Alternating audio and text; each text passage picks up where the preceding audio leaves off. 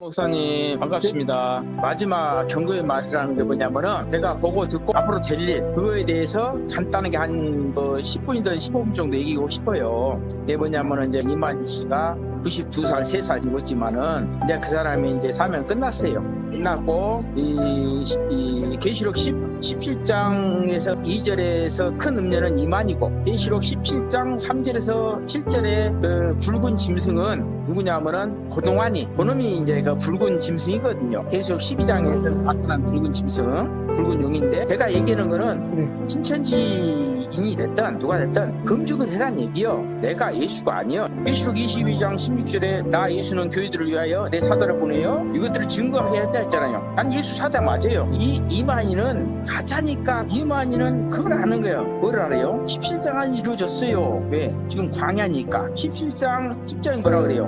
큰 음료가 나타나는데 광야잖아. 그래서 이미 이 계시록 끝났어요. 앞으로 이루어질 수도 없고 계시록은요 이런 거예요. 한 시대를 말해. 한 시대. 그 시점에서 시대를 말하는 거지. 이제 인자가 구름을 타고 오신다. 예수가 아니에요. 인자가 뭐예요? 인자라는 깨달은 자가 오면 예수라는 개념을 다 던져불고 성경을 다시 읽어봐요. 다니엘한테 그러잖아요. 인자야 깨달아 알라. 이게 내가 깨달았으면 내가 인자란 말이요. 내가 말하면 내 말 들어야 될 거 아니요.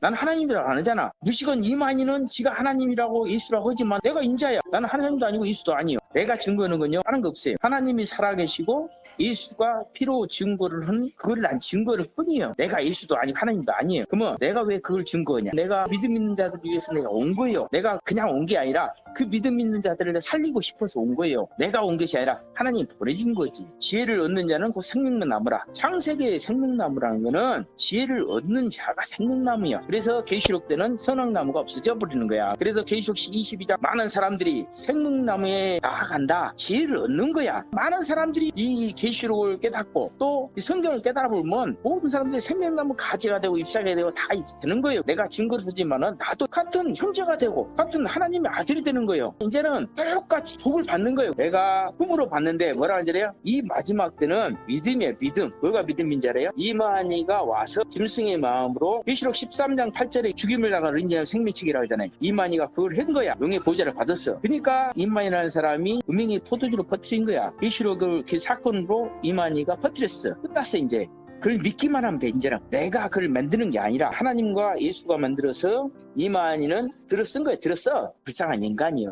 이제 게임은 끝났고 이제는 모든 사람들이 믿기만 하면 돼요. 이만희라는 사람이 그밖에 안 됐구나. 짐승으로 나타났어. 용의 보좌로 나타났어. 이제 새하늘 새 땅이 뭐예요? 믿는 사람들이 새하늘 새 땅이 되는 거란 말이에요. 이만희가 새하늘 새 땅이 아니라.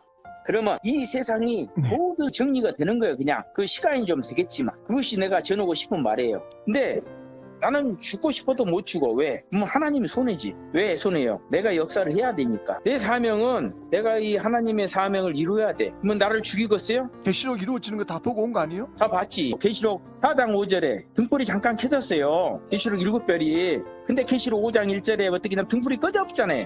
그러니까 이미 끝난 거야. 1969년에 끝났어. 끝났는데 이만희가 바다로 갔다가 바다에서 계시록 13장에서 올라온 짐승이요. 용의 보좌를 갖고 이만희 씨는 용의 보좌를 갖고 올라온 짐승이란 말이에요. 그 말씀하는 건 누가 가르쳐 줬어요? 내가 그냥 꿈을 많이 꿔보니까 나는 성경을 배운 적도 없어. 잠깐 신천지에 있었는데 나를 이제 인도했던 사람들이야. 그냥 아이고 누구한테 배웠어요? 이만희 씨한테 배웠지. 난 이만희한테 배운 거 갖고 난 말하지 않잖아. 뭔 얘기냐면 내가 이만희한테 배운 거 갖고 말한다고 하면 나도 사기꾼이지. 선생님은 꿈에서 다 배우셨네요? 그렇죠. 꿈에서 누가 가르쳐 주던가요? 꿈에서 가르쳐 주는 건 이런 거예요. 이만희는 이제 어차피 죽여야 되는데 이만희라는 사람은 짐승의 뼈를 가지고 온 사람이잖아요. 그럼 앞으로 어떻게 될 거라고 하는 거죠 지금? 앞으로 어떻게 된다고요? 이제는 모든 예언도 없고 예언은 할 수가 없어.